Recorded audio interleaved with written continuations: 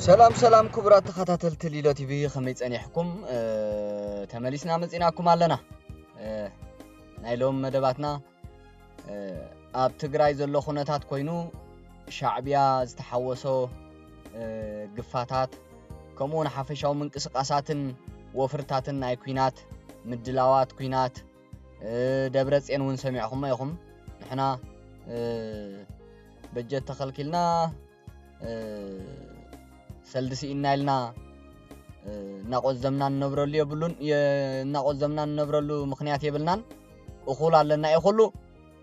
ክሳብ መወዳእታት ጉዳይ ክንኮደ ኢና ይድሎ ስለዚ እዚ ኸኣ እቲ ናይ ኩናት ጉዕዞኦም ዘመስክር ወይ ከዓ ምድላዋቶም ዘረዲ እዩ ኣበሳንጆ ተወካል ናይ ውዕል ፕሪቶሪያ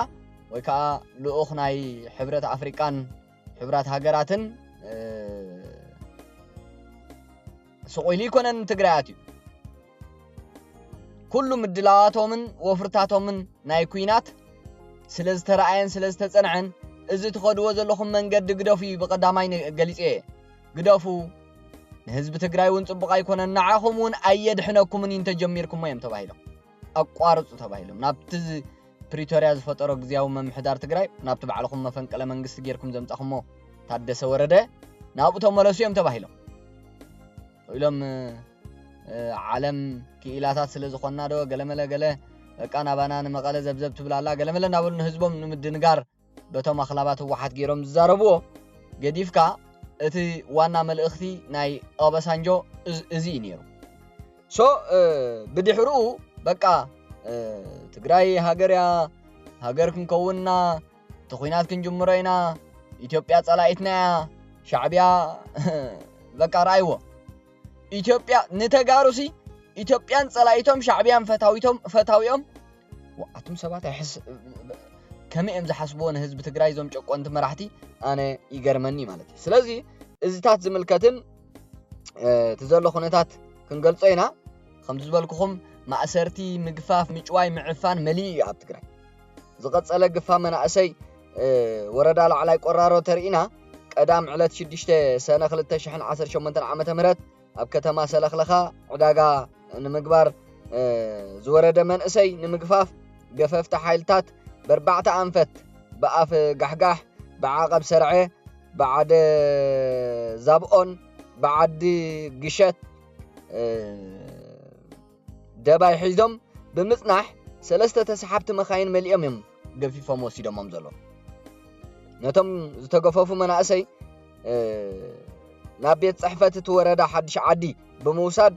ኣብ ኣዳራሽ ከዚኖም ይርከቡ ማለት መጠንቀቕታን መንእሰይ ትግራይ ካብሎም ጀሚሩ ኣብ ኩሎም ኣብያተ ጸሎትን ማጨሎታትን ዝርከብ መንእሰይ ኣብያተ እምነት ኣብ ማጨሎት ኣብ ኩሉ ዝርከብ መንእሰይ ትግራይ ንምግፋፍ ሓድሽ ሰፊሕ ንድፊ ካብ ሻዕብያ ተቀቢላ ህወሓት ተግባራዊ ክትገብሮ ወዲኣላ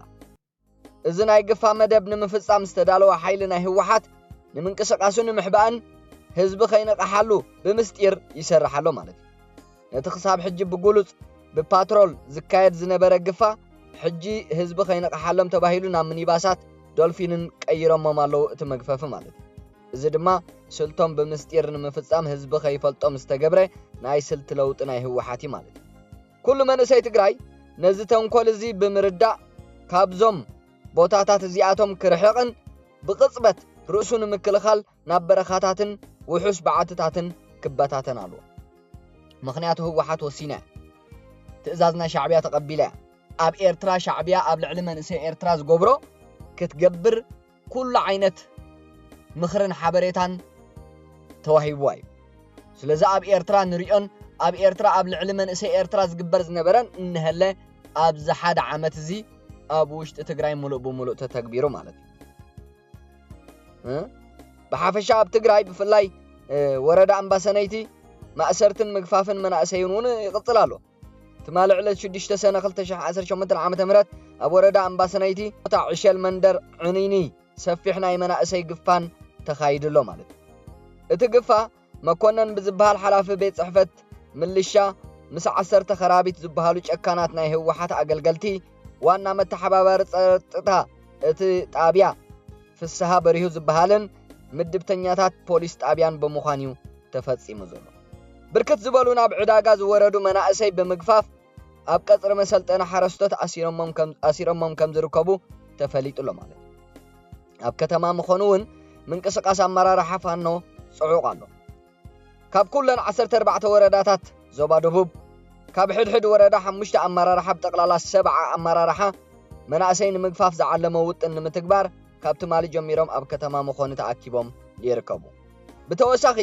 ኣብ ከተማ ኣክሱም እውን ሓያል ግፋ ምህላውን እቲ ግፋ ድማ ካብ ቀጽሪ ቤተክርስትያን ምዃኑ ሊሎ ቲቪ ዝበጽሓና ሓበሬታ የረድእ ኣብ ከተማ ኣክሱም ናይ ኣክሱም ጽዮን ቤተክርስትያን ተማሃሮ ኣብ ቤት ትምህርቲ ኣብ ዝነበሩሉ እዋን ሓይልታት ጸጥታ ህወሓት ኮበርታኹምን መጽሓፍኩምን ኣቐምጡ ብምባል ትማሊ ብብዝሒ ገፊፎም ካብ ቀጽሪ ቤተክርስትያን ወሲዶሞም ኣሉ ካልእ ኣብ ተንቤን ዘሎ ምንቅስቃስ ወተሃደራዊ ታንክታት ሓዊስካ ጽዑቕ ወተሃደራዊ ናይ ኩናት ወፍርታት ይረአ ኣሎ እዘን ኣብ ተንቤን ፍሉይ ቦታ ወርሰገ ዝነበራ ወተሃደራዊ ታንክታት ናብ ምዕራብ ገጽ ክጓዓዛ ከም ዝተረኣያ ሓበሬታና የረድእ ክሳብ ሕጂ ዘሎ ሓበሬታ 3 ታንክታት ተበጊሰን ኣሎ ታንክ ከይተረፈያ ህወሓት ሓቢኣ ጸኒሓኩ ቀቢራቶ መዳፍዕ ዓበይቲ መዳፍዕ መዓት ነገራት ዲዲአር ይፈጸም ምስተባህለ በበዓል በቶም ናይ ፕሪቶሪያ አካላት እዚ ሁሉ ነገራት ሓቢኣ ተጸኒሕ ህወሓት ኣብ ጎዳጉዲ ሰን ሃለኩም ሕጂ ኣብ ምዕራብ ትግራይ ምስ ኣርሚ 7 ኣብ ዝሸነኽ ምዕራብ ትግራይ ምስ ኣርሚ 7 ኣብ ደቡብ ትግራይ ኣብ ራያ ኣብ ኩሉ ቦታታት በቃ ታንክታት ሕሰብዎ ክልል ፌደራል መንግስቲ ዘይውንኖ ንብረት ህወሓት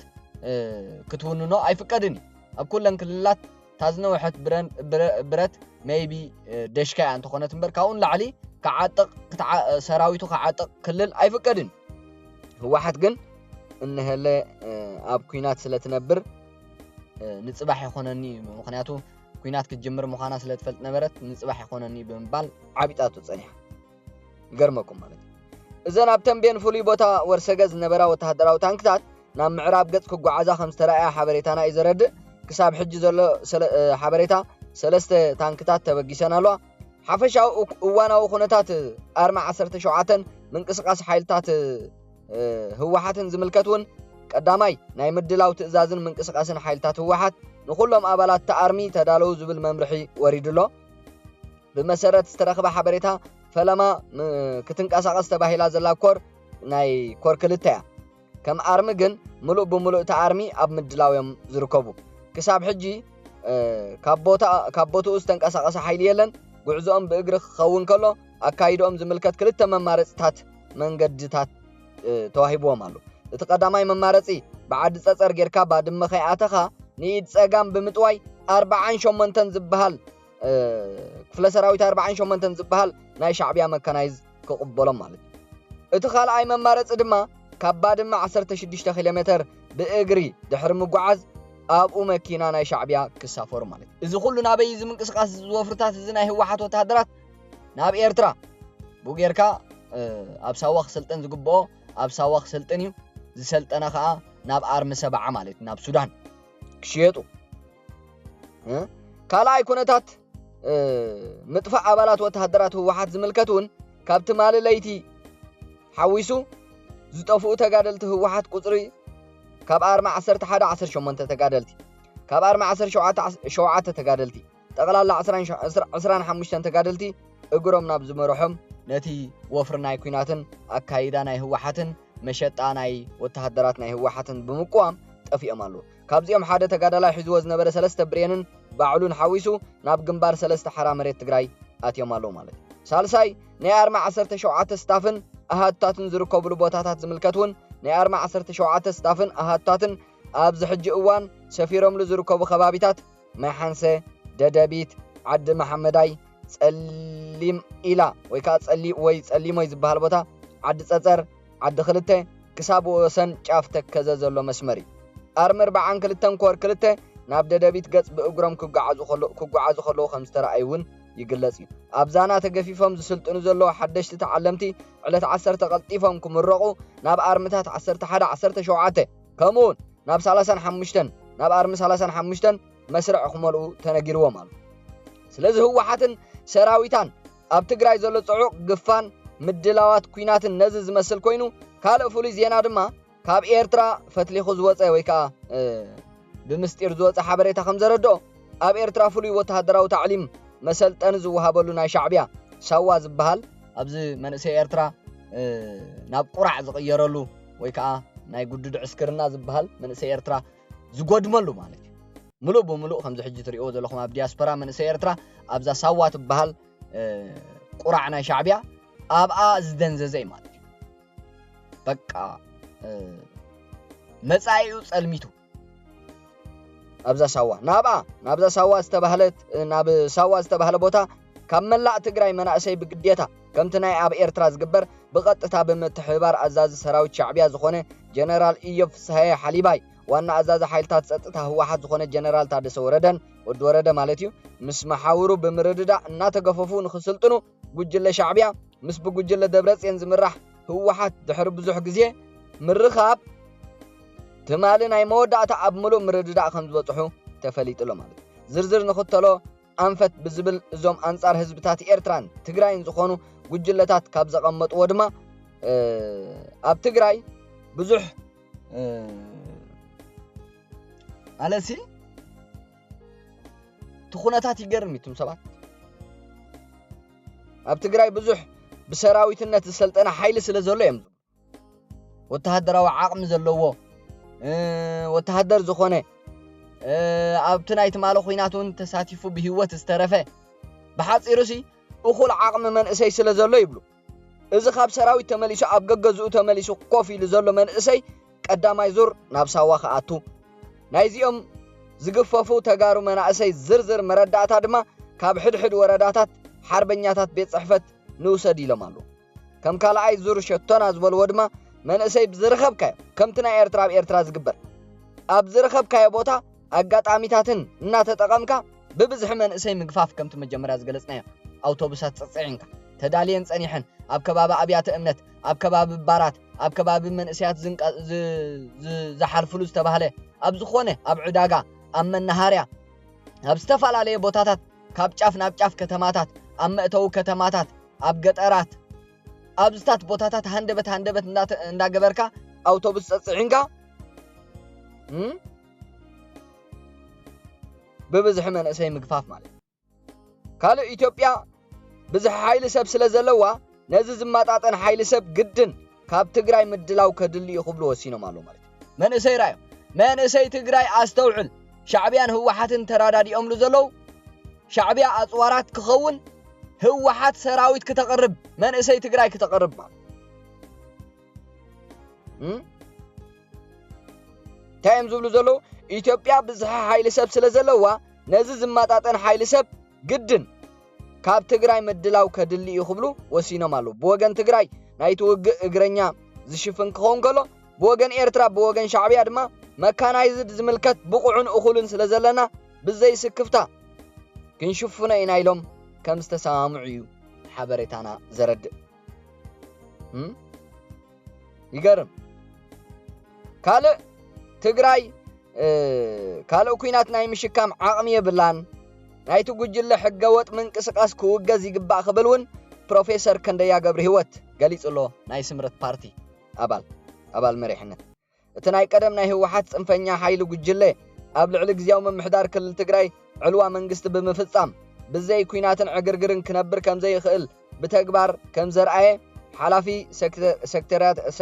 ሰክሬታርያት ካቢነ ግዝያዊ ምምሕዳር ክልል ትግራይ ዝነበረ ፕሮፌሰር ክንደያ ገብረ ህይወት ገሊጹሎ ፕሮፌሰር ክንደያ ገብረ ህይወት ከም ዝበሎ እዚ ናይ ጥፋኣት ጉጅለ ፌደራላዊ መንግስቲ ብወገን መሊስካ ምህናጽን ፖለቲካዊ ምምሕዳርን ውዕል ሰላም ፕሪቶሪያ ንምኽባር ዘካይዶ ተደጋጋሚ ጻዕሪ ከተዓናቅፍ ጸኒሑ ይኽብል ገሊጹሎ ፕሮፌሰር ክንደያ ገብረ ህይወት እዚ ሕጂ ኣብዚ ሕጂ እዋን እውን እንተኾነ ነቲ ክልል ትግራይ ናብ ዳግማይ ኩናት ንምእታው ዝፍትን እኳ እንተኾነ ህዝቢ ትግራይ ግን ነዚ ናይ ኩናት ፈተነ ብጽኑዕ ይቃወሞ ከም ዘሎ ፕሮፌሰር ክንደያ ገብረ ህይወት ይሕብር ካብዚ ሓሊፉ እቲ ሕገወጥ ጉጅለ ኣብ ዝተፈላለዩ ከባቢታት ብሓይሊ ወተሃደራዊ ግፋ ብምክያድ ኣብ ልዕሊ መንእሰያት ከቢድ ሳዕብን የውርድ ከም ዘሎ ግልጽ ገይሩሎ ውዕል ሰላም ፕሪቶሪያ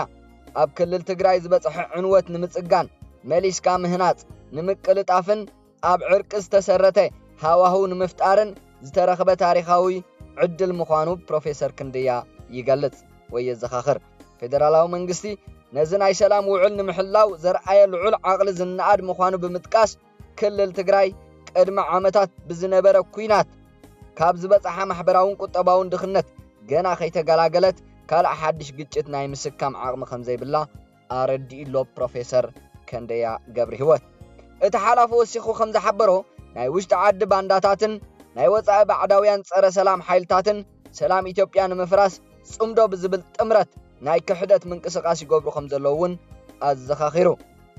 እዚ ናይ ጥፋት ምንቅስቃስ ዞባዊ ሰላም ዝዘርግ ስለ ዝኾነ ዝተፈላለዩ ሃገራት መንግስታት ዞባውያን ኣህጉራውያንን ዓለም ለኻውያን ትካላት ከምኡውን መሻርክቲ ልምዓት ብሓባር ክኹንንዎን ጽኑዕ ኣቋም ክሕዝሉን ጻውዒት ኣቕሪብሎ ፕሮፌሰር ክንደያ ገብረ ህይወት ዓለም ለኸ ማሕበረሰብ እቲ ናይ ሰላም ውዕል ንህዝቢ ትግራይ ዘምጻሉ ዕረፍቲ ንምቕጻል ናይ ባዕሉ ደገፍ ክገብርውን ብኣጽናዖት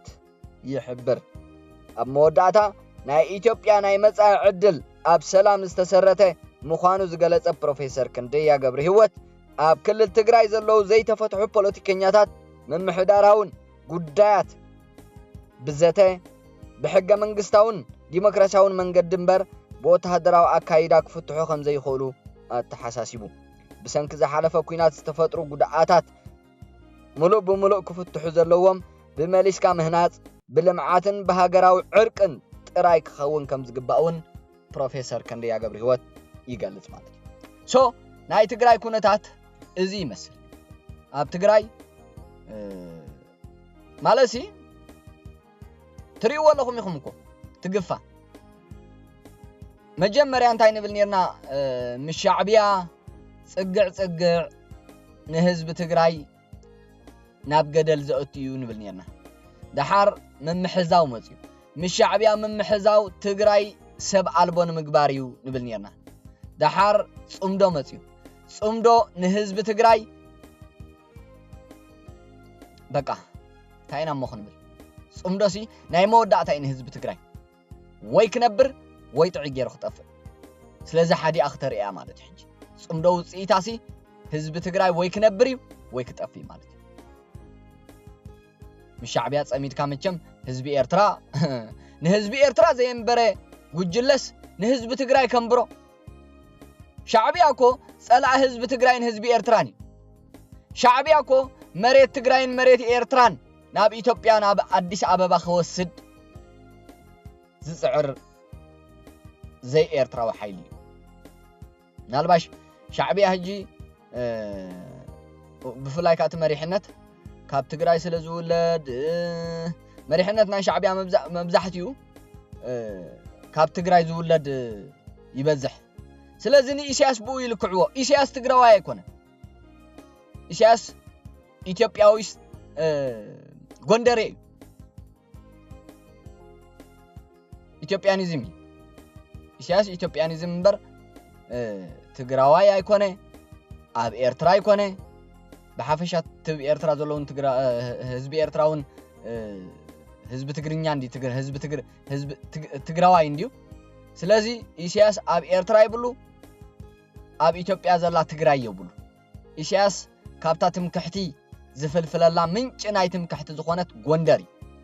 ዓጽመ ስጉኡ ማለት ተልእኹኡ ንሳሕልውን ንሱ እዩ ኣለሲ ናብ ካልእ ኣርእስቲ ከይድ እምበር ማለት ሶ ታይ ዝደሊ ሻዕብያ ኢሳያስ ታይ ዝደሊ ኦሬዲ ከምቲ ዝገለጾ ማለት 34 ዓመት 10 ዓመታት ዋላ ክወስድ ይኽእል እዩ ግን ከዓ ኣብ ዝተናውሐ እቲ ኤርትራ ናብ ኢትዮጵያ ናይ ምምላስ ክሳለጥ ከም ዝኽእል ይዝገልጽ